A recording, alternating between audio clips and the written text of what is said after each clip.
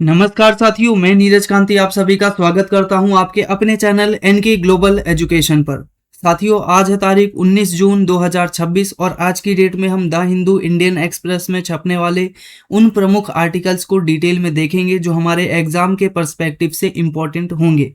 साथियों, यह video UPSC, SSC, state PCS और अदर कॉम्पिटिटिव एग्जाम की तैयारी करने वाले जो स्टूडेंट्स हैं उन सभी के लिए बहुत ही महत्वपूर्ण रहेगा। तो वीडियो को लास्ट तक जरूर देखिएगा। इसमें हम कुछ एमसीक्यू क्वेश्चंस भी लेकर आए हैं जो कि आपको जो चीजें हैं उसको समझने में और भी ज्यादा अच्छे से मदद करेगा। तो यहाँ पर सबसे पहले आप देख सकते हो, पहला आर्टिकल वो एमएसएमई से संबंधित है, जो कि यहाँ पर बात किया जा रहा है कि तमिलनाडु की गवर्नमेंट ने क्या किया है, पेट्रोल के ऊपर या डीजल के ऊपर जो सीलिंग है वो लगा दी है। एक दिन में आप सिर्फ और सिर्फ 200 लीटर ही डीजल ले सकते हो। अब ऐसे में जो स्मॉल और मीडियम एंटरप्राइजेज हैं उन सभी को यहाँ पर बड़े पैमाने पर नुकसान होता हुआ नजर आ रहा है, क्योंकि उनकी जो ज़रूरत है वो 200 लीटर से लेकर 600 लीटर तक पर डे उनकी यहाँ पर ज़रूरत हमें देखने को मिलती है। और ये क्या है, ऐसा भी नहीं है कि ये इनके पास पूरा स्टोरेज सिस्टम हो, और इनके पास स्टोरेज सिस्टम ना होने की वजह से इनको डेली बेस पर क्या है और वीकली बेस पर जो डीजल है वो परचेस करना पड़ता है। अब ऐसी सिचुएशन में यहाँ पर नजर आएगा कि इनको कहीं ना कहीं नुकसान होगा और यहाँ पर फैक्ट्रियां जो है वो इफेक्ट होती हुई नजर आएंगी। और इसी के साथ हम यहाँ पर डिटेल में बात करेंगे कि ये जो एमएसएमई होती है वो आखिरकार होती क्या है और इनके क्या स्पेसिफिक फीचर होते हैं। इसी के साथ अगला आर्टिकल हमारा संबंध होगा टेलीग्राम से। ठीक है, अब टेलीग्राम की वजह से हमें यहाँ पर देखने को मिल रहा है कि इंडियन आईटी एक्ट का सेक्शन 69A यहाँ पर न्यूज़ में बना हुआ है। क्या ये एक्ट कहता है, इस सैंक्शन के क्या मायने हैं, और यहाँ पर सारी चीज़ों को डिटेल में हम यहाँ पर देखेंगे। उसी के बाद तीसरा आर्टिकल हमारा इंडिया और यूके के रिलेशन से संबंधित है। स्पेसिफिकली हम बात करेंगे एफटीए यानी बेसिकली यहाँ पर फ्री ट्रेड एग्रीमेंट्स से संबंधित, जिसकी वजह से इंडिया का जो टेक्सटाइल बिजनेस है उसको बहुत ज़्यादा बूम मिलेगा, उसकी इंडस्ट्री आगे बढ़ती हुई नज़र आएगी। और कुछ स्टैटिक फैक्ट भी होंगे जो इंडिया और यूके के रिलेशन से संबंधित है, और ट्रेड से संबंधित कुछ की फैक्ट को भी हम यहाँ पर डिटेल में देखने वाले हैं। इसी के साथ जो रशिया है उसने अभी ऑफर किया है कि इंडिया क्या कर सकता है, उसका टोमटोर जो रेयर अर्थ डिपॉजिट है साइबेरिया के अंदर उसको क्या है एक्सकवेट कर सकता है, एक्सेस कर सकता है। तो इंडिया के लिए एक बहुत बड़ी अपॉर्चुनिटी है, क्योंकि रेयर अर्थ एलिमेंट इंडिया को बड़े पैमाने पर चाहिए, और रेयर अर्थ एलिमेंट इंडिया अभी चाइना से मंगाता है। और इस सिचुएशन के बाद से क्या है कि इंडिया की जो पोजीशन है वो इम्प्रूव होती हुई नजर आएगी रेयर अर्थ की फील्ड में। अब ये रेयर अर्थ होता क्या है डिटेल में अभी हम यहाँ पर देखेंगे। ठीक है, इसी के साथ यहाँ पर लास्ट में हम आप देख सकते हो ये रशिया का लोकेशन है, और ये रशिया के कुछ की प्रोजेक्ट भी इंडिया के अंदर चल रहे हैं। तो सबसे पहले बात करते हैं कि ये एमएसएमई सेक्टर आखिरकार होता क्या है। तो आप नाम से ही इसका फुल फॉर्म के आधार पर ही देख सकते हो, micro small and medium enterprises. ठीक है, ऐसी कंपनियां जो कि है माइक्रो बहुत ही सूक्ष्म हो, इसी के साथ स्मॉल यानी छोटी हो, और मीडियम यानी मध्यम की हो। तो माइक्रो कंपनियां या फिर माइक्रो एंटरप्राइज के अंदर हम उनको शामिल करते हैं जिनका जो 1 साल का इन्वेस्टमेंट है या फिर इन्वेस्टमेंट है वो बेसिकली 2.5 करोड़ का होता है। तो ध्यान रखिएगा, इन्वेस्टमेंट ऐसी कंपनी का जिसका इन्वेस्टमेंट 2.5 करोड़ का हो और उसका जो एनुअल टर्नओवर हो वो 10 करोड़ के आसपास का हो, उसको हम बेसिकली क्या कहते हैं, माइक्रो एंटरप्राइज कहते हैं। वहीं पर स्मॉल एंटरप्राइज हम किसको कहते हैं, जिस कंपनी का वैल्यूएशन या फिर उसका एक प्रकार से इनपुट कॉस्ट 25 करोड़ हो और उसका आउटपुट कॉस्ट यानी एनुअल टर्नओवर कितना हो, 100 करोड़ यहाँ पर नजर आता है। इसी के साथ मीडियम एंटरप्राइज हम उनको कहेंगे जिनका एक प्रकार से इन्वेस्टमेंट 125 करोड़ है और उनका जो प्रॉफिट है या एनुअल टर्नओवर है वो 500 करोड़ के आसपास है। ठीक है, तो ये आपको ध्यान में रखना है कि इनको हम बेसिकली मीडियम स्मॉल और यहाँ पर माइक्रो एंटरप्राइजेस के नाम से जानते हैं।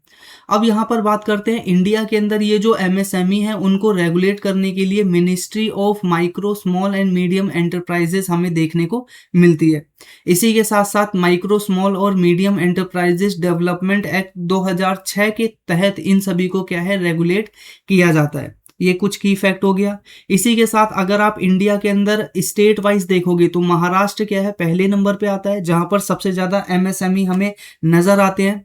इसी के बाद तमिलनाडु दूसरे नंबर पर आता है, यूपी थर्ड नंबर पर आता है।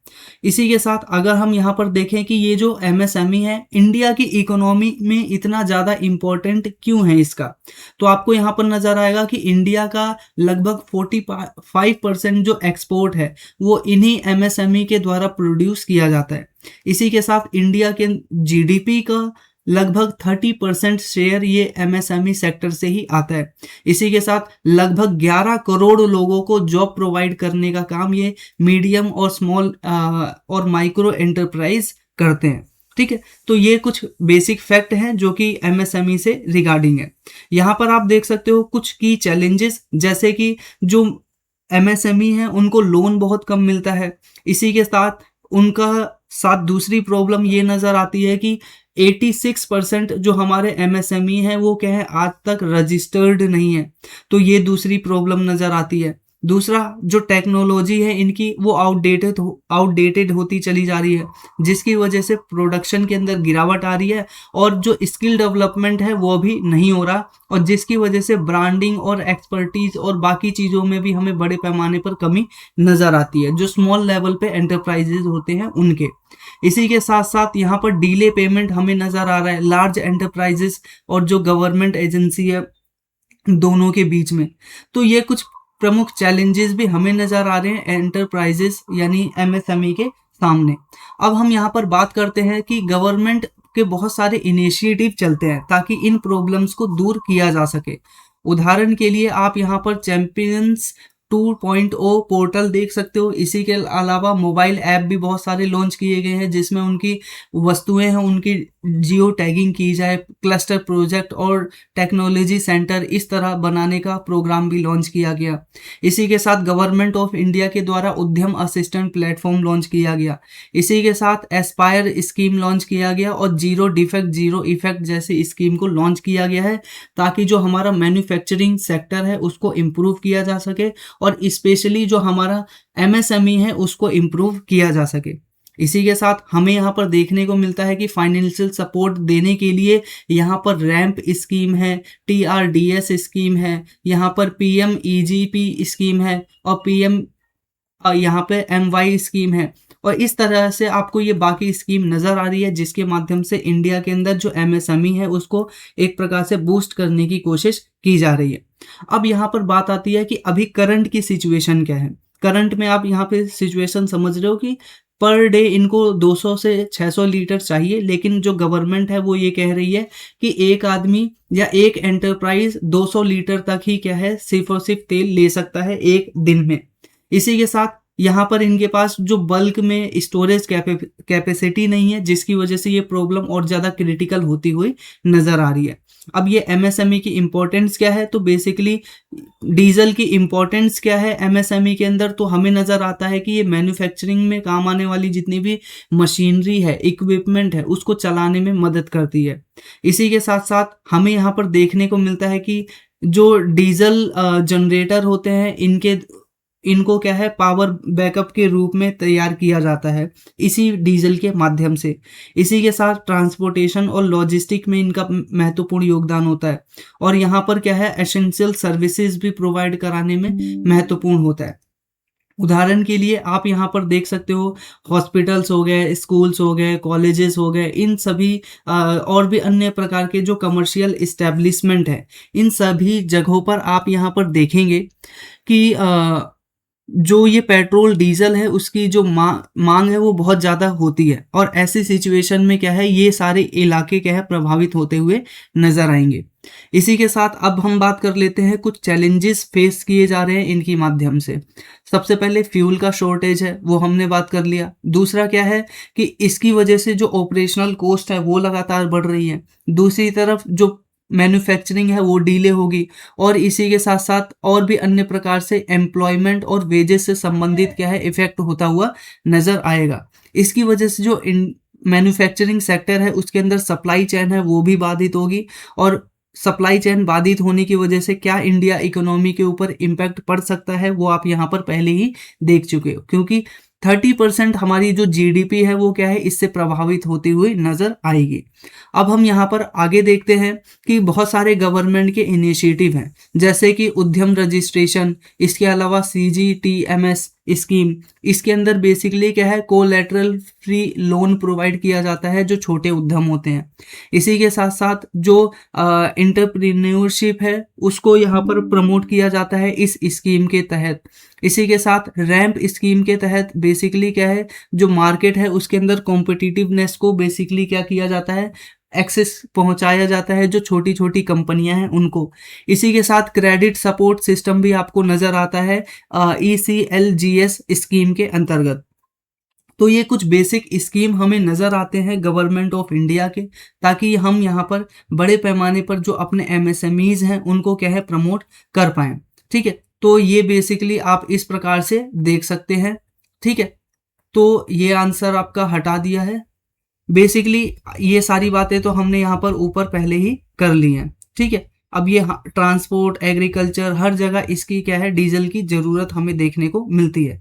प्रीलिम्स का ये क्वेश्चन है, इसको आप टैकल करने की कोशिश कीजिएगा। यहाँ पे बोल रहा है कि कौन से ऑप्शन यहाँ पर सही है MSME के रिगार्डिंग, तो कौन सा ऑप्शन यहाँ पर ठीक है आप यहाँ पर मेंशन कर सकते हैं। ठीक है, अब यहाँ पर बढ़ते हैं हम अपने नेक्स्ट आर्टिकल की तरफ। तो नेक्स्ट आर्टिकल ये कह रहा है कि टेलीग्राम को क्या है अभी गवर्नमेंट ऑफ इंडिया के द्वारा बैन किया गया है।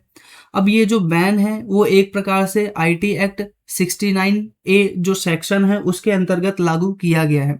अब इसकी वजह से बेसिकली यहाँ पर आप देख रहे हो कि जो टेलीग्राम है वो क्या है दिल्ली हाई कोर्ट जा चुका है, और यहाँ पर पूरा का पूरा जो डिस्प्यूट है वो सुना जा रहा है।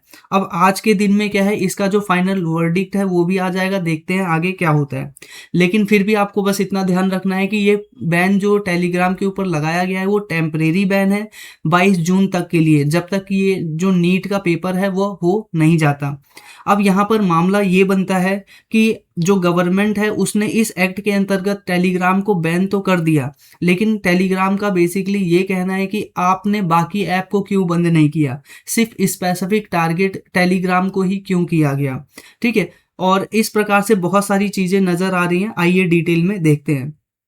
तो सबसे पहले क्या है कि जो IT एक्ट 2000 था उसका एक सेक्शन है, सेक्शन 69A। इसके अंदर बेसिकली ये बोला जाता है, या फिर गवर्नमेंट होती है सेंट्रल गवर्नमेंट, उसको ये पावर दिया जाता है कि वो ऑनलाइन जितने भी प्लेटफॉर्म हैं उनको क्या कर सके, पब्लिक एक्सेस में ब्लॉक कर सके। यानी वो जो पूरा का पूरा ऐप है या फिर साइट है वो क्या है उस पर्टिकुलर स्थान पर रहेगी, लेकिन जो पब्लिक है उसको शो नहीं होगा। ठीक है, तो इस प्रकार का यहाँ पर सिस्टम हमें नजर आता है। आपने अभी टेलीग्राम ओपन किया होगा, तो आप टेलीग्राम ओपन तो कर लोगे लेकिन क्या है उसके अंदर मैसेजिंग नहीं कर पाओगे, तो इस प्रकार से हमें सिस्टम नजर आ रहा है। तो यहाँ पर बात आ रही है कि इस एक्ट के अंतर्गत ये बात की जाती है कि आप ये जो बैन है वो कुछ स्पेसिफिक समय पर ही लगा सकते हो, जब बात आए इंडिया की सोवरेनिटी के ऊपर या इंटीग्रिटी ऑफ इंडिया के ऊपर। अगर इंडिया की क्या बोलते हैं संप्रभुता और अखंडता के ऊपर कोई प्रश्न आए तो आप इसका यूज कर सकते हो। इसी के साथ साथ इंडिया को अगर डिफेंस करना है या इंडिया को प्रोटेक्ट करना है किसी बाहर कंट्री से, तो आप इसका यूज कर सकते हो। सिक्योरिटी ऑफ द स्टेट और friendly relation with the foreign state, अगर कोई कंटेंट ऐसा शेयर हो रहा है या कोई प्लेटफॉर्म ऐसी कोई गतिविधि कर रहा है जिसकी वजह से मान लीजिए इंडिया और किसी भी पर्टिकुलर देश का रिलेशन खराब हो रहा है, तो ऐसे में गवर्नमेंट के पास अधिकार है कि वो उसको बैन कर सकती है, ये बोल के कि तुम्हारा जो प्लेटफॉर्म है उसकी वजह से मेरा इस पर्टिकुलर कंट्री के साथ क्या है रिलेशन खराब हो रहा है, या तो उसको इम्प्रूव करो या तो फिर हम आपको बैन कर रहे हैं। इसी तरह से पब्लिक ऑर्डर को मेंटेन करने के लिए, और ये सारी चीज़ों को आप इस प्रकार से देख सकते हो कि इस आधार पर क्या है ब्लॉक लगाया जा सकता है। अब यहाँ पर बात आती है कि पूरा का पूरा प्रोसेस क्या है। तो प्रोसेस आप समझ सकते हो कि पहले अप्रूवल लिया जाता है, government of central government approve करती है, फिर उसके बाद उसको परमानेंटली या फिर टेम्परेरी लागू कर दिया जाता है। लागू करने के बाद भी क्या होता है, जुडिशियल रिव्यू यहाँ पर हो सकता है। ठीक है, तो यहाँ पर अब बात आती है कि टेलीग्राम के केस में यहाँ पर क्या क्या मुद्दे नजर आ रहे हैं। तो पहला मुद्दा टेलीग्राम ये उठा रहा है कि ये जो फ्रीडम ऑफ स्पीच है उसका वॉयलेशन है। ठीक है, आर्टिकल 19 के अंदर हमारा जो कॉन्स्टिट्यूशन है उसके अंदर फ्रीडम ऑफ स्पीच की बात करता है, और अगर यहाँ पर एक ऐप को ही पूरी तरह से बंद कर दिया जाएगा तो जो फ्रीडम ऑफ स्पीच है वो क्या है वॉयलेट होता हुआ नजर आएगा। इसी के साथ राइट टू ट्रेड प्रोफेशन, यहाँ पर आप देख सकते हो इसको भी इफेक्ट पड़ेगा, क्योंकि आर्टिकल 19 क्लॉज ए और जी यहाँ पर बात करता है freedom to practice any profession और कैरी ऑन ट्रेड बिजनेसेस। ठीक है, अब नॉर्मल सी बात है, बहुत सारे लोगों का जो व्यापार है वो टेलीग्राम के ऊपर चला करता था। यानी जैसे आप क्या है सूचनाओं का आदान प्रदान करते हैं, तो बहुत सारी कंपनियों का जो सूचना आदान प्रदान है वो इन्हीं ऐप के माध्यम से होता था। अब उनका जो बिजनेस है वो प्रभावित होता हुआ नजर आएगा। इसी के साथ साथ यहाँ पर क्या है प्रोपोर्शनैलिटी प्रिंसिपल यहाँ पर हमें देखने को मिलता है कि टेलीग्राम ये कह रहा है कि भाई आपने बाकी जो ऐप है उनको बंद नहीं किया, सिर्फ और सिर्फ हमारे ऐप को बंद किया है। उसी तरह से यहाँ पर ट्रांसपेरेंसी इशू भी नजर आ रहे हैं। ठीक है, जिसमें हम यहाँ पर क्या देखते हैं कि blocking order under section 69A are often confidential, और यहाँ पर क्या है कि अगर आपने किसी ऐप को बैन किया है, बंद किया है, तो आप यहाँ पर इसको सुरक्षा का मुद्दा बताकर बेसिकली क्या कर रहे हैं उसको डिस्क्लोज नहीं कर रहे हैं कि किस बिहाफ पर क्या है इसको बंद किया गया है।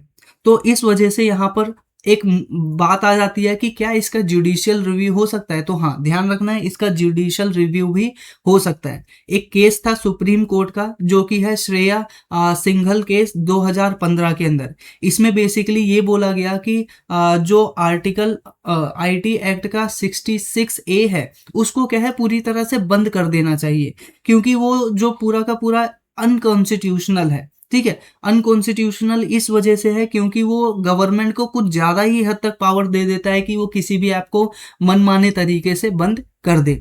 तो उसी के एवज में बेसिकली आप यहाँ पर देख रहे हो कि आर्टिकल 60 सेक्शन 69A का यूज किया जाता है आईटी एक्ट का। ठीक है, आईटी एक्ट के सेक्शन 69A का यूज किया जाता है। अब 69A में बेसिकली आप यहाँ पर देख रहे हो कुछ क्राइटेरिया डिसाइड कर रखे हैं कि इन क्राइटेरिया के बिहाफ पर ही क्या है हम किसी को बैन कर सकते हैं। ठीक है, तो ये बात आपको यहाँ पर ध्यान में रखनी है। तो अब यहाँ पर बेसिकली 69A में ये भी बोला जाता है कि जो प्रोसीजरल है सेफ गार्ड है उस पर ध्यान रखना चाहिए। इसी के साथ जो रिव्यू का मैकेनिज्म है ये होना चाहिए, और जो ग्राउंड है ब्लॉक करने का वो भी क्या है लिमिटेड होना चाहिए। नहीं तो ऐसे में गवर्नमेंट क्या करेगी, जिस ऐप को मन करेगा उसी को ही बंद करते हुए नजर आएगी। ठीक है, इसी के साथ साथ यहाँ पर बात करते हैं कि सिग्निफिकेंस क्या है इस प्रकार के चैनल्स का। तो नॉर्मल सी बात है, आप यहाँ पर NK global education telegram channel देख रहे हो। इससे पहले जितने भी हमारी पीडीएफ आती थी वो सारी की सारी इसी पर आती थी। तो इस तरह से एजुकेशनल चैनल्स हैं उनको यहाँ पर कहीं ना कहीं एक प्रकार से प्रॉब्लम फेस करनी पड़ रही है। बिजनेस को, गवर्नमेंट इंफॉर्मेशन को, और इसी के साथ डिजिटल कम्युनिकेशन, इन सभी को क्या है कहीं ना कहीं प्रॉब्लम फेस करनी पड़ रही है। अब बात कर लेते हैं, यहाँ पर हमने पूरा डिटेल में बात कर लिया कि ये पूरा एक्ट कहता क्या है और सारी चीजें। अब यहाँ पर आईटी एक्ट के बारे में कुछ देख लेते हैं। वो क्या है 2000 में इसको लेकर आया गया था। बस ये जो इंडिया के अंदर साइबर सिक्योरिटी है या साइबर से संबंधित लॉ है उनको रेगुलेट करने के लिए ये लॉ लाया गया था। इसको बेसिकली एडमिनिस्टर किया जाता है ministry of electronics and information technology के माध्यम से। तो ध्यान रखिएगा, ministry of electronics and information technology के माध्यम से क्या है इसको रेगुलेट किया जाता है। इसी के साथ साथ यहाँ पर आप देख सकते हो article 69, article 69A, article 79। Basically 69 है वो बेसिकली बात करता है interception and monitoring and decryption of information, यानी आर्टिकल 69 के अंतर्गत गवर्नमेंट को यह बेसिकली डील कराता है या फिर उसको अधिकार देता है कि वो इंटरसेप्शन कर सकती है, मॉनिटरिंग कर सकती है। इसी के साथ आर्टिकल 69A बोलता है कि वो गवर्नमेंट क्या कर सकती है, पब्लिक एक्सेस को बैन भी कर सकती है, ब्लॉक भी कर सकती है, ऑनलाइन कंटेंट को हटा भी सकती है। इसी के साथ आर्टिकल 79 सेफ हार्बर प्रोवाइड करवाता है उन कंपनियों का जिसका क्या है, जो गवर्नमेंट है उनके साथ अच्छा रिलेशन बना हुआ है। तो इस प्रकार से हमें ये पूरी सिचुएशन नजर आती है। अब हम यहाँ पर बात कर लेते हैं यूरोपियन यूनियन और अदर कंट्रीज में ये पूरा सिस्टम किस प्रकार से चलता है। तो सबसे पहले आप यहाँ पर ध्यान से देखेंगे तो आपको नजर आएगा कि बेसिकली यहाँ पर क्या नजर आ रहा है कि यूरोपियन यूनियन में इस तरह के सिस्टम नजर आते हैं। वो कैसा सिस्टम है कि वो लोग कंटेंट को क्या करते हैं, टारगेटेड रिमूवल करते हैं। ठीक है, मान लीजिए आप कह रहे हो कि पेपर के अंदर लीक हो रहा है और आप फिर क्या करते हैं, उस कंटेंट को पूरे ऐप को ही बैन कर रहे हैं। तो लेकिन यूरोपियन यूनियन में ये सिस्टम है कि आप पूरे कंटेंट को बैन, पूरे ऐप को बैन नहीं करेंगे, बल्कि जो मिस इन्फॉर्मेशन आ रही है या फिर जो बेसिकली कंटेंट गलत आ रहा है आप सिर्फ और सिर्फ उसको हटाएंगे। एक बात। दूसरी बात, यूएसए के अंदर क्या सिस्टम है कि यहाँ पर क्या है, अगर आप यहाँ पर कोई कंटेंट ऑनलाइन प्लेटफॉर्म से हटाते हो और यहाँ पर कोई ना कोई गतिविधियां होती हैं ऑनलाइन पर, तो यहाँ पर क्या है, गवर्नमेंट कोई एक्शन लेती है तो उसका क्या है, स्ट्रिक्ट जुडिशियल रिव्यू भी किया जा सकता है। और यूके में भी सेम यही चीजें आपको यहाँ पर नजर आती हैं कि चीजों को सही ढंग से रेगुलेट किया जाता है। अब ये वे फॉरवर्ड और बाकी चीजों को आप अपने आप यहाँ पर देख सकते हो पीडीएफ में जाके। यहाँ पर आपके लिए बस एक क्वेश्चन है, आप इस क्वेश्चन को टैकल करने की कोशिश कीजिएगा, जो कि आईटी एक्ट सेक्शन 69A से संबंधित है। तो कौन सा ऑप्शन यहाँ पर ठीक है, इसको आप यहाँ पर मेंशन कर सकते हो, आर्टिकल नंबर 2 क्वेश्चन नंबर 2 और फिर इसका जो भी आंसर हो, ABCD जो भी इसका आंसर हो। ठीक है, तो यहाँ पर चीजों को हम डिटेल में कवर करते हुए चल रहे हैं। मुझे उम्मीद है आपको यह वीडियो पसंद आ रही है। पसंद आई है तो वीडियो को अभी तक आपने लाइक भी कर दिया होगा। अब यहाँ पर बात करते हैं आगे। बेसिकली इंडिया और यूके के बीच में फिलहाल में FTA यानी जो फ्री ट्रेड एग्रीमेंट है वह साइन किया गया था। अब ये फ्री ट्रेड एग्रीमेंट है वो 15 जुलाई से अब यहाँ पर लागू कर दिया गया है। अब यहाँ पर बोला जा रहा है कि इससे क्या होगा कि हम ड्यूटी फ्री क्या कर पाएंगे, ट्रेड कर पाएंगे या यूके का जो मार्केट है वो एक्सेस कर पाएंगे। इंडिया का जो टेक्सटाइल इंडस्ट्री है उसको यहाँ पर बूम मिलेगा, यानी बहुत बड़े पैमाने पर हम अपने सामानों को यूके के अंदर बेच पाएंगे। तो यहाँ पर की हाईलाइट यही है कि जो टैरिफ है उसको क्या है, रिमूव, उसका जो डिसएडवांटेज है उसको रिमूव करने के लिए इस प्रकार का हम मैकेनिज्म लेकर आ रहे हैं। क्योंकि हम सभी जानते हैं कि यूएसए के द्वारा इंडियन गुड्स के ऊपर बहुत सारे टैरिफ लगाए गए हैं, उनको बेसिकली सरपास करने के लिए ये सिस्टम लेकर आया गया है। एक बात। दूसरा, यहाँ पर इससे इंडिया का जो मैन्युफैक्चरिंग है वो बढ़ेगा, और मैन्युफैक्चरिंग बढ़ने के साथ साथ आप यहाँ पर देखोगे कि जो बांग्लादेश है, वियतनाम है, पाकिस्तान है, टर्की है, ऐसे कंट्रीज में जहां पर बड़े पैमाने पर टेक्सटाइल और ज़्यादा डेवलप हो रहे थे और ये इंडिया के मार्केट को चैलेंज कर रहे थे, उससे भी हमें कहीं ना कहीं राहत देखने को मिलेगी। तो ये कुछ स्पेसिफिक फैक्ट है, आपको ध्यान में रखना है। इसी के साथ साथ इंडियन प्रोडक्ट और ज़्यादा बढ़ेंगे, यूके का मार्केट एक्सेस और ज़्यादा बढ़ेगा। इसी के साथ जो एम्प्लॉयमेंट है और इन्वेस्टमेंट है इंडिया के अंदर और ज़्यादा बढ़ते हुए नजर आएंगे। ठीक है, अब बात कर लेते हैं इंडिया और यूके के बेसिकली ये जो ट्रेड रिलेशन है टेक्सटाइल इंडस्ट्री के संबंध में वो कैसा है। तो आप यहाँ पर सबसे पहले देख सकते हो कि वर्ल्ड का लार्जेस्ट अपीयर इंपॉर्टेंट मार्केट है। ठीक है, इंडिया का कौन है, यूके है। ठीक है, टेक्सटाइल स्पेसिफिक अगर हम बात करें तो टेक्सटाइल के क्षेत्र में, टेक्सटाइल का मतलब होता है कपड़े। ठीक है, इसी के साथ यहाँ पर स्ट्रॉन्ग डिमांड हमें देखने को मिलती है कॉटन गारमेंट की, होम टेक्सटाइल की, इसी के साथ टेक्निकल टेक्सटाइल हो गया, इसी के साथ फैशन टेक्सटाइल हो गया और सस्टेनेबल टेक्सटाइल प्रोडक्ट हो गया। इन सभी की मार्केट के अंदर डिमांड बहुत ज़्यादा है। अब यहाँ पर ये सारे के सारे जो टेक्सटाइल होते हैं वो अलग अलग प्रकार के होते हैं। जैसे कि आप यहाँ पर जो टेक्सटाइल यहाँ पर टेक्निकल टेक्सटाइल देख रहे हो, ये बेसिकली एरोस्पेस और गाड़ियों के सीट और इस प्रकार से जो बलून, बड़े बड़े जो बलून, एयर बलून्स आते हैं, उनमें जो कपड़ा यूज होता है उसकी यहाँ पर बात की जा रही है। पैराशूट और बाकी जो चीजें बड़ी बड़ी बनाई जाती है, ठीक है, उसके अंदर ये टेक्निकल टेक्सटाइल का बेसिकली यूज होता है। फैशन के बारे में आप जानते हो, कॉटन और होम टेक्सटाइल बाकी सभी। तो इससे क्या है, इंडिया को इम्प्रूवमेंट मिलेगी टेक्सटाइल सेक्टर में। अब बात कर लेते हैं एफटीए क्या है। तो एफटीए एक प्रकार का बेसिकली क्या है, एग्रीमेंट है, ठीक है, फ्री ट्रेड एग्रीमेंट। अब इस एग्रीमेंट के तहत कोई देश दूसरे देश के अंदर अपने वस्तुओं को बेच सकता है और वो देश उसके ऊपर टैक्स नहीं लगाएगा। तो ये बेसिकली क्या है, इंडिया का जो टेक्सटाइल एक्सपोर्ट है उसको ज़्यादा बूस्ट करता हुआ नजर आएगा। अभी के समय में जो इंडिया है उसके अंदर नए इन्वेस्टमेंट होते हुए नजर आएंगे, एम्प्लॉयमेंट बढ़ता हुआ नजर आएगा और जो ग्लोबल कॉम्पिटिटिवनेस है, जो भूटान है, बांग्लादेश है, बांग्लादेश के अलावा पाकिस्तान है, वियतनाम है, ठीक है, इनके ऊपर जो बेसिकली क्या है, हमारा स्ट्रेटेजिक एक प्रकार से डोमिनेंस है वो बढ़ता हुआ नजर आएगा टेक्सटाइल इंडस्ट्री के क्षेत्र में। अगर हम यहाँ पर बात करें कि ये जो टेक्सटाइल सेगमेंट्स है उनकी की इम्पोर्टेंस क्या है, बेनिफिट क्या है, ठीक है, तो बेनिफिट आप देख सकते हो, रेडीमेड जो गारमेंट है बढ़ेंगे, कॉटन टेक्सटाइल, होम, और यहाँ पर नीट वेयर, ठीक है, इसी के साथ टेक्निकल टेक्सटाइल, ये सभी बढ़ता हुआ नजर आएगा। अगर हम टेक्सटाइल इंडस्ट्री की इंडिया के अंदर बात करें कि उसका क्या स्थान है, तो आपको ये ध्यान में रखना चाहिए कि एग्रीकल्चर के बाद सेकंड लार्जेस्ट एम्प्लॉयमेंट जनरेशन कौन करता है, ये टेक्सटाइल एरिया ही करता है। तो ध्यान रखिएगा, एग्रीकल्चर सबसे ज़्यादा एम्प्लॉयमेंट जनरेशन करता है और सेकंड नंबर पे सबसे ज़्यादा एम्प्लॉयमेंट जनरेशन कौन करता है, यही टेक्सटाइल बिजनेस, ठीक है, दो बात। इसी के साथ इंडिया की जो 2% जीडीपी है वो इसी के माध्यम से यहाँ पर रन की जाती है। इसी के साथ 12% जो हम एक्सपोर्ट है वो क्या करते हुए नजर आते हैं वर्ल्ड को, और यहाँ पर लगभग 4.5 करोड़ जो एम्प्लॉयमेंट है वो इसी टेक्सटाइल बिजनेस से यहाँ पर हम अपने देश के अंदर लोगों को प्रोवाइड करते हैं।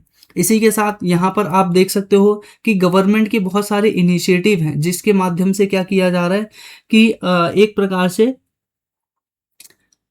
टेक्सटाइल जो इंडस्ट्री है उसको और ज़्यादा प्रमोट किया जा रहा है। तो पहला आप यहाँ पर देख सकते हो क्या स्कीम है, प्रधानमंत्री यहाँ पर मित्र स्कीम। अब यहाँ पर क्या है, ये मित्र स्कीम के अंतर्गत बेसिकली क्या है कि मेगा इंटरग्रेटेड टेक्सटाइल रीजन को यहाँ पर बनाया जा रहा है। दूसरे संदर्भ में कहें तो एक प्रकार से बहुत बड़े बड़े पार्क बनाए जाते हैं या फिर ऐसी जगह जहां पर क्या है, धागा भी पास में ही बनाया जाता हो, कॉटन का खेती भी पास में ही किया जाता हो, और इसी के साथ जो धागे से कपड़ा बनाना है उसकी फैक्ट्री भी पास में हो और जो मार्केट है वो भी आपस में पास में हो। जब ऐसे ही क्या करते हो, सारे सेगमेंट को एक ही पर्टिकुलर लोकेशन के अंदर क्या करते हो, रख देते हो, तो उसको हम बेसिकली पार्क बोल देते हैं, ठीक है। तो यहाँ पर टेक्सटाइल पार्क को भी इस स्कीम के अंतर्गत बनाया जा रहा है। इसी के साथ प्रोडक्शन लिंक्ड इंसेंटिव स्कीम आपको यहाँ पर नजर आता है, जिसके अंतर्गत मैन मेड जो फाइबर्स होते हैं, टेक्निकल टेक्सटाइल जिसको हम कहते हैं, उसको यहाँ पर प्रमोट किए जाने की बात की जा रही है, ठीक है। इसी के साथ साथ यहाँ पर नेशनल टेक्निकल टेक्सटाइल मिशन भी इंडिया के द्वारा अभी लॉन्च किया गया है।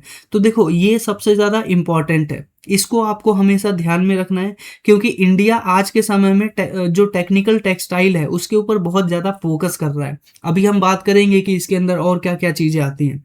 तो इस प्रकार से समर्थ स्कीम हमें देखने को मिलता है। इसी के साथ PM mega integrated textile reason और अपीयरल पार्क आपको नजर आते हैं, जिसके माध्यम से हम क्या कर सकते हैं, वर्ल्ड क्लास टेक्सटाइल इंफ्रास्ट्रक्चर को डेवलप करने का यहाँ पर प्रयास कर रहे हैं। तो ये चीज़ों को आप यहाँ पर ध्यान में रखिएगा।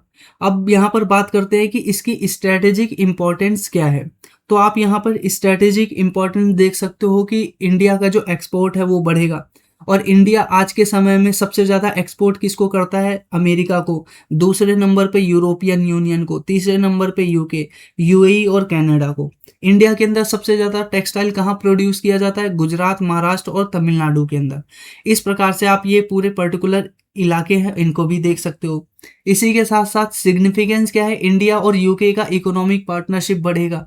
इसी के साथ साथ यहाँ पर जो डाइवर्सिफाई होगा हमारा जो एक्सपोर्ट है वो, इसी के साथ जो हमारी ग्रोथ है वो बढ़ती हुई नजर आएगी एक्सपोर्ट के फील्ड में। इसी के साथ जो इंटीग्रेटेड ग्लोबल सप्लाई चेन है वो और ज़्यादा मजबूत होगी, और इंडिया का आत्मनिर्भर भारत प्रोजेक्ट और इसी के साथ साथ मेक इन इंडिया प्रोजेक्ट है उसको भी यहाँ पर बढ़ावा हमें यहाँ पर देखने को मिलेगा। वे फॉरवर्ड के रूप में आप कह सकते हो कि चीज़ों को और ज़्यादा इम्प्रूव करने की ज़रूरत है, और इसको हम अपने देश के अंदर जो छोटे लेवल पे, एमएसएमई लेवल पे और स्किल डेवलपमेंट के बिहाफ पर क्या है, इसको और ज़्यादा अच्छे से डेवलप करने की हमें ज़रूरत है। तो ये कुछ इस प्रकार से आपको यहाँ पर चीज़ें जो है वो नज़र आ रही है। तो अब हम यहाँ पर आगे देख लेते हैं। एक बार एक क्वेश्चन है, इस क्वेश्चन को आप अटेम्प्ट करने की कोशिश कीजिए। जो अभी हमने आर्टिकल देखा उसी के ऊपर ये पूरा जो क्वेश्चन है वो बेस्ड है। तो ये आर्टिकल नंबर 3 था, क्वेश्चन नंबर 3 है, और इसका जो भी आंसर हो ABCD वो आप यहाँ पर इस प्रकार से मेंशन कर सकते हैं। अब हम यहाँ पर बात करते हैं, ये कुछ की फैक्ट हैं जो कि ट्रेड से संबंधित हैं। जैसे कि जो ट्रेड एग्रीमेंट होते हैं किसी भी देश के बीच में, उसकी एक हायरार्की होती है, ठीक है। जैसे कि यहाँ पर PTA नज़र आता है, उसके ऊपर आपको नज़र आता है FTA, और यही FTA अभी हमने क्या है इन UK से साइन किया है, ठीक है। यहाँ पर प्रिफरेंशियल ट्रेड एग्रीमेंट और फ्री ट्रेड एग्रीमेंट, और यहाँ पर इसके बाद आता है सेपा, और सेपा के साथ यहाँ पर सेका आता है। अब सेका का फुल फॉर्म है कॉम्प्रिहेंसिव इकोनॉमिक कोऑपरेशन एग्रीमेंट, और इसी के साथ जो सेपा है उसका फुल फॉर्म आप यहाँ पर देख सकते हो कॉम्प्रिहेंसिव इकोनॉमिक पार्टनरशिप एग्रीमेंट, ठीक है। इसी के साथ साथ इससे भी ऊपर आता है कस्टम यूनियन, उससे ऊपर आता है कॉमन मार्केट, और इससे भी ऊपर आता है इकोनॉमिक यूनियन। अब इकोनॉमिक यूनियन का हमें एक उदाहरण देखने को मिलता है यूरोपियन यूनियन, ठीक है। ये क्या बोलते हैं, EU यानी यूरोपियन यूनियन इसका सबसे अच्छा उदाहरण है, जहां पर क्या है देश तो बहुत सारे हैं यूरोपियन यूनियन के अंदर, ठीक है, लेकिन इनका जो मार्केट है वो आपको एक नजर आएगा। तो इस प्रकार से हमें नजर आता है कि ट्रेड के बहुत सारे क्या हैं आयाम नजर आते हैं अलग अलग लेवल पे।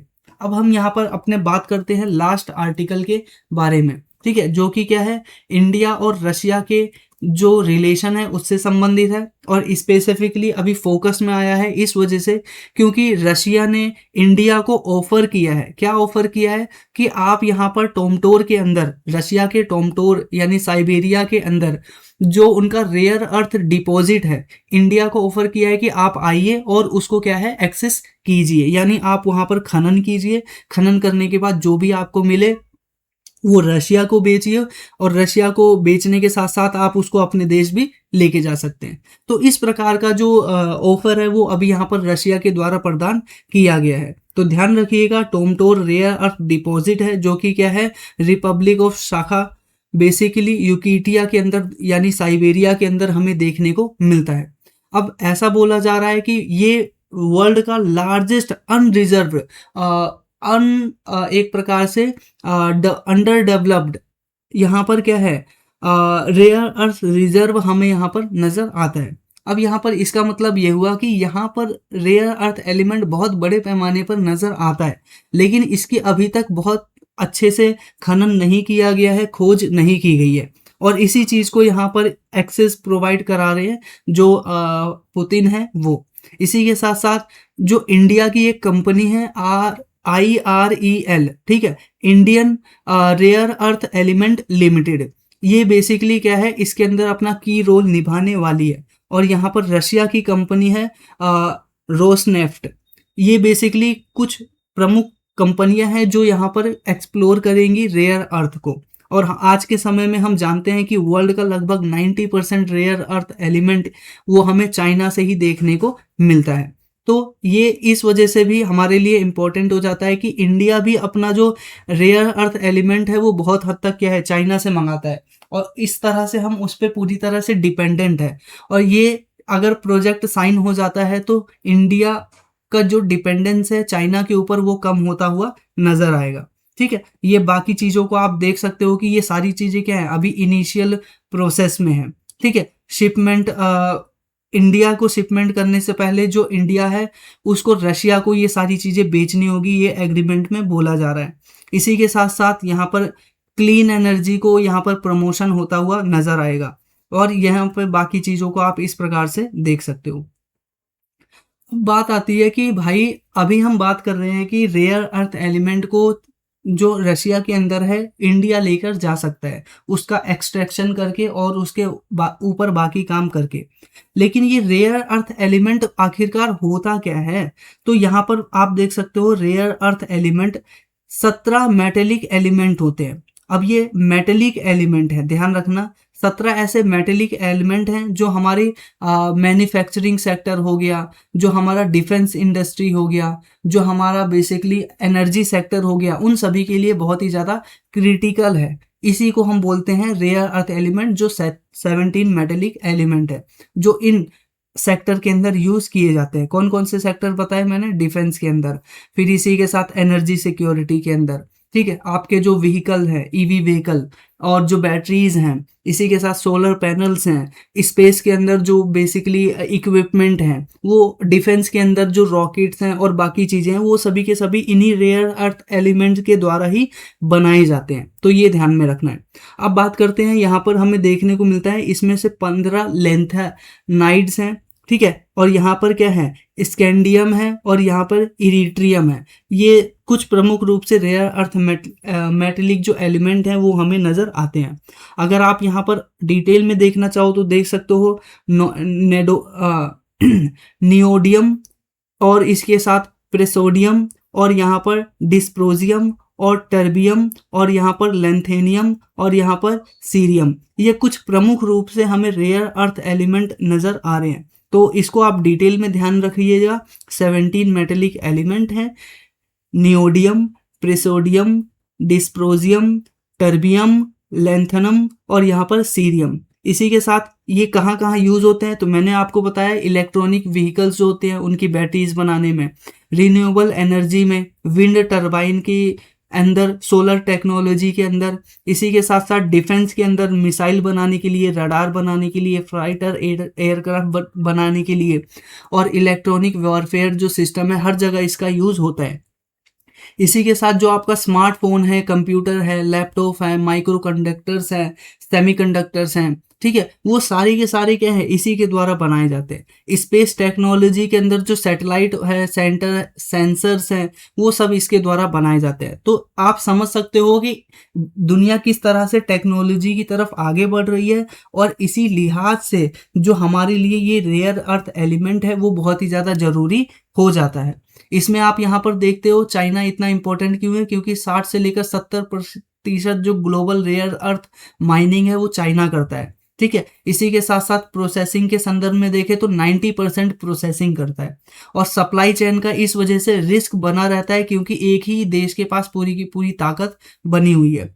और अगर आप बात करें इंडिया के संदर्भ में, तो इंडिया के पास भी बहुत सारे रेयर अर्थ एलिमेंट हैं। ऐसी बात नहीं है कि इंडिया के पास है ही नहीं, लेकिन दिक्कत यह है कि इंडिया ने आज तक उनको एक्सट्रैक्ट नहीं किया। इंडिया के पास इतनी टेक्नोलॉजी नहीं है कि उसको एक्सट्रैक्ट कर सके। ठीक है, तो यहाँ पर आप देखिए सबसे पहले 3rd largest rare earth reserve हमें ग्लोबली नजर आता है रेयर अर्थ के संदर्भ में इंडिया के अंदर, जिसके अंदर मोनाजाइट बियरिंग जो बीच सैंड होती हैं वो सबसे प्रमुख है। ठीक है, आप सभी को पता ही होगा कि ये जो बेसिकली रेयर अर्थ एलिमेंट है ऐसा नहीं है कि एकदम चट्टान के रूप में और ऐसे पाए जाते हैं, बल्कि क्या है ये मिट्टी के अंदर, धूल के अंदर, सैंड के अंदर मिले हुए होते हैं। और यहाँ पर मान लीजिए 100 यूनिट सैंड है ठीक है, और 100 यूनिट सैंड में से सिर्फ आपको 0.5 0.9 या फिर 1% ही आपको नजर आएगा कि इसके अंदर रेयर अर्थ एलिमेंट है। बाकी यहाँ पर 99.9% आपको यहाँ पर सैंड देखने को मिलता है। ठीक है, तो इस वजह से इतने छोटे पैमाने पर क्या है, जो रेयर अर्थ एलिमेंट है सैंड के अंदर, यानी जो रेत होती है उनके अंदर मौजूद होता है, तो उनको निकालना बहुत ज़्यादा मुश्किल होता है। ठीक है, तो हमारे सामने चैलेंज आपको मैंने बता दिया कि इनको प्रोसेस करना और एक्सट्रैक्ट करना बहुत ही ज़्यादा मुश्किल है। ठीक है, और ये इस वजह से इंडिया हैवीली डिपेंड है चाइना जैसी कंट्रीज के ऊपर। इसी के साथ अगर इंडिया की बात करें तो ये जो रेयर अर्थ एलिमेंट है, मिनरल्स है, वो कहाँ कहाँ मिलते हैं। ठीक है, तो नॉर्थ ईस्ट के अंदर हमें कुछ डिपॉजिट प्राप्त हुए हैं। उदाहरण के लिए आप यहाँ पर देख सकते हो अरुणाचल प्रदेश के अंदर ग्रेफाइट, रेयर अर्थ एलिमेंट और यहाँ पर वेनेडियम कुछ प्रमुख रिसोर्स मिले हैं। इसी के साथ असम के अंदर लाइमस्टोन, कोल और यहाँ पर पोटेंशियल रेयर अर्थ हमें नजर आ सकता है। इसी के साथ मेघालय के अंदर रेयर अर्थ एलिमेंट यूरेनियम और लाइमस्टोन, और यूरेनियम आप सभी जानते हो कि जो हमारे एक प्रकार से जिसको आप कहते हो परमाणु से चलने वाले जो संयंत्र है उनको चलाने के लिए यूरेनियम की हमें बहुत ज़रूरत पड़ती है। तो इस वजह से ये बहुत ज़्यादा ज़रूरी हो जाता है यहाँ पर यूरेनियम और बाकी रेयर अर्थ एलिमेंट को एक्सट्रैक्ट करना। इसी के साथ निकल, कोबाल्ट और यहाँ पर क्रोमियम देखने को मिलता है नागालैंड के अंदर। और यहाँ पर आप ध्यान रखिएगा, नागालैंड, मेघालय और असम, इन सभी राज्यों के अंदर अभी एक बेसिकली क्या किया है, पैक्ट यानी एक समझौता भी किया गया है होम मिनिस्ट्री के माध्यम से, जिसके अंतर्गत अभी क्या है, बड़े पैमाने पर हम क्या करेंगे, यहाँ पर इन रेयर अर्थ एलिमेंट का एक्सट्रैक्शन करने वाले हैं। ठीक है, तो इसको भी आप यहाँ पर ध्यान में रखिएगा। अभी ये एक हफ्ते पहले की या फिर 4-5 दिन पहले की ही न्यूज़ है। इसी के साथ यहाँ पर आप देखते हैं क्लीन एनर्जी की तरफ हम इससे आगे बढ़ते हुए नजर आएंगे। ये इसका क्या है, इम्पोर्टेंस है। इसी के साथ जो हमारा इम्पोर्ट है वो घटता हुआ नजर आएगा अगर इन सब जगहों पे ये सारी चीज़ें अगर हमें मिल गई तो। इसी के साथ हमारा जो सप्लाई चेन है वो और ज़्यादा मजबूत होगा। यही कारण है कि गवर्नमेंट ऑफ इंडिया बहुत पहले से ही बहुत सारी स्कीम चला रही थी, जैसे कि क्रिटिकल मिनरल मिशन। इसी के साथ यहाँ पर डोमेस्टिक एक्सप्लोरेशन के ऊपर और यहाँ पर एक्विजिशन के ऊपर यहाँ पर फोकस किया जा रहा था इस स्कीम के अंतर्गत। इसी के साथ साथ हमें यहाँ पर नजर आता है इसके अंदर कुछ की एजेंसीज नजर आती हैं, जैसे कि जियोलॉजिकल सर्वे ऑफ इंडिया। ठीक है, अभी जो हमने स्कीम देखी, ठीक है, क्रिटिकल मिनरल मिशन इंडिया का, वो बेसिकली उसके अंदर जीएसआई का बहुत प्रमुख रोल है, क्योंकि यही एजेंसी क्या करती है, जमीन के अंदर जो सेंसर के माध्यम से डिटेक्ट करती है कि यहाँ पे खनिज पदार्थ है या नहीं है। दूसरा क्या है, मिनरल एक्सप्लोरेशन और कंसल्टेंसी।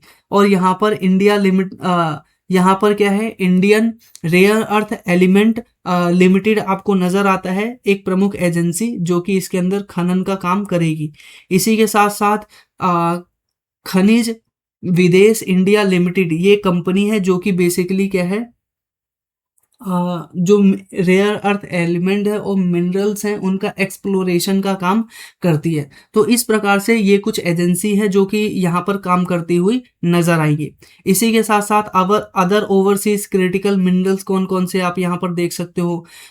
ऑस्ट्रेलिया पहले नंबर पर आता है, चाइना पहले नंबर पे आता है, उसके बाद ऑस्ट्रेलिया आता है, अर्जेंटीना आता है, मालावी आता है, जापान, साउथ कोरिया, इस प्रकार से आते हैं। ठीक है, इसी के साथ साथ यहाँ पर कुछ की फैक्ट दिए गए हैं इंडियन रेयर अर्थ एलिमेंट, और यहाँ पर काबिल, जिसको हम खनिज विदेश इंडिया लिमिटेड के नाम से जानते हैं, ये कुछ की फैक्ट हैं, आप यहाँ पर देख सकते हो। बात हमने कर ली है रशिया के साइबेरिया के अंदर ये डिपॉजिट को एक्सट्रैक्ट करने की बात की जा रही है, जहाँ से हम रेयर अर्थ एलिमेंट और नियोबियम और यहाँ पर स्ट्रेटेजिक जो मिनरल्स हैं उनको एक्सट्रैक्ट कर सकते हैं। ऐसा रशिया ने क्या किया है, ऑफर किया है। तो यहाँ पर ये इंपॉर्टेंट पॉइंट है, रशिया ने इन तीनों चीज के लिए ऑफर दिया है। ठीक है, और ये वह स्थान है, ठीक है, जहां पर ये बात हो रही है, वहां पर बड़े पैमाने पर डायमंड, गोल्ड, कोल, रेयर अर्थ एलिमेंट हमें डिपॉजिट के रूप में बड़े पैमाने पर पाए जाते हैं। तो आप इसको इस प्रकार से ध्यान में रख सकते हैं। तो यहाँ पर आपके लिए आगे आप इस प्रकार से देख सकते हो कि इंडिया आगे बढ़ता हुआ नजर आ रहा है। अपना सिग्निफिकेंस क्या है इन सभी चीजों का, तो आप यहाँ पर देख सकते हो पहला सिग्निफिकेंस क्या है, रिसोर्स हमारा बढ़ेगा, ईवी और रिन्यूएबल एनर्जी की तरफ हम आगे बढ़ेंगे, जो हमारा डिफेंस इंडस्ट्री है वो बढ़ेगा, चाइना के ऊपर सप्लाई चेन है वो बाधित होती रहती है, उसके ऊपर हमारी निर्भरता कम होगी, आत्मनिर्भर भारत को इम्प्रूवमेंट मिलेगी। और ये आपको इसी पूरे आर्टिकल से संबंधित एक क्वेश्चन दिया गया है, आप इस क्वेश्चन को भी अटेम्प्ट कीजिएगा। क्वेश्चन क्या है, आर्टिकल नंबर 4, यहाँ पर क्वेश्चन नंबर 4, और इसका जो आंसर है वो आप यहाँ पर कमेंट बॉक्स में मेंशन कर सकते हो। इसका answer A B C D जो भी आंसर हो आप यहाँ पर कमेंट बॉक्स में मेंशन कीजिएगा, ठीक है। तो अब हम यहाँ पर आगे देखते हैं इंडिया और जो रशिया है उसके रिलेशन का एक टाइमलाइन भी आप यहाँ पर देख सकते हो, ठीक है, किस तरह से इंडिया रिलेशन डेवलप हुआ, और इसी के साथ जो कुछ माइलस्टोन है इंडिया और रशिया के रिलेशन में वो आप यहाँ पर देख सकते हो। सबसे पहले जैसे ही 1947 में इंडिया आज़ाद हुआ था तो इंडिया का रशिया के साथ डिप्लोमेटिक रिलेशन इस्टेब्लिश्ड हो गया था। पहली बात 1962 में जब चाइना के साथ इंडिया का युद्ध हुआ था तो यहाँ पर हमें देखने को मिलता है कि इंडिया ने उसके साथ मिलकर MiG-21 जो फाइटर एयरक्राफ्ट है उसको प्रोड्यूस करना स्टार्ट किया था। इसी के साथ 1971 में जो treaty of peace friendship cooperation है दोनों के बीच में साइन हुई थी। अब यही वो ट्रीटी है जिसके माध्यम से हमने क्या किया था, जो बांग्लादेश है उसका निर्माण करवाया था, ठीक है। क्योंकि बेसिकली हमने यहाँ पर ट्रीटी साइन कर ली, इसका मतलब इंडिया के ऊपर अगर कोई अटैक करेगा तो रशिया हमारी मदद करेगा। अब ऐसी सिचुएशन में जब इंडिया बांग्लादेश के अंदर उसको आज़ाद करवा रहा था पाकिस्तान से, तो बेसिकली हुआ ये था कि पाकिस्तान की मदद अमेरिका कर रहा था। अब ऐसी सिचुएशन में क्या हुआ कि जैसे ही पाकिस्तान की मदद अमेरिका ने की तो सामने की तरफ से कौन आ गया, रशिया आ गया।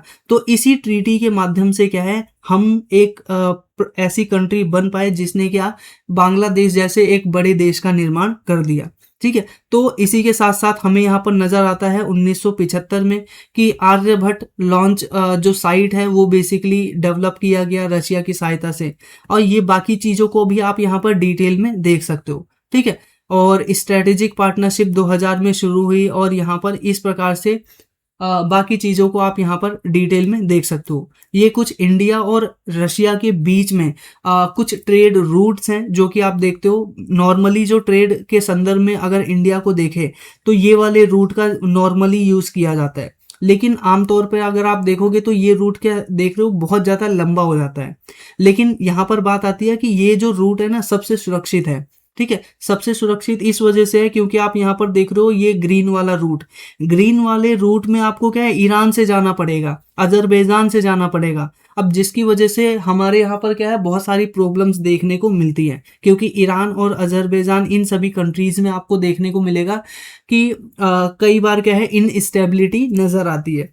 इसी के साथ साथ इस वजह से इंडिया क्या कर रहा है कि एक ऑप्शनल रूट यहाँ पर तैयार कर रहा है, जिसमें आप देख रहे हो चेन्नई टू व्लादिवोस्तोक तक यहाँ पर हम क्या कर रहे हैं अपना एक क्या है मैरीटाइम बेस्ड क्या है रूट तैयार कर रहे हैं, ठीक है। तो आप यहाँ पर ध्यान रखिएगा NSTC जो कॉरिडोर है वो बेसिकली कहाँ, इंडिया, ईरान, अजरबैजान और रशिया को क्या है कनेक्ट करता है। तो ये इंपॉर्टेंट प्रश्न पूछा जा सकता है की फैक्ट के रूप में कि बेसिकली यहाँ पर चेन्नई जो कि इंडिया में है, ईरान, अजरबैजान और रशिया को आपस में कनेक्ट करने वाला कौन सा कॉरिडोर है, तो यहाँ पर NSTC कॉरिडोर आपको नजर आता है। इसी के साथ इंडिया और रशिया के बीच में एक क्या है और दूसरा रूट है जो कि मलेशिया से होकर गुजरता है, ठीक है। वो आपको देखने को मिलेगा चेन्नई व्लादिवोस्तोक सी लेन, ठीक है। तो ये आपको भी देखने को मिलेगा जो रेड में आपको नजर आ रहा है।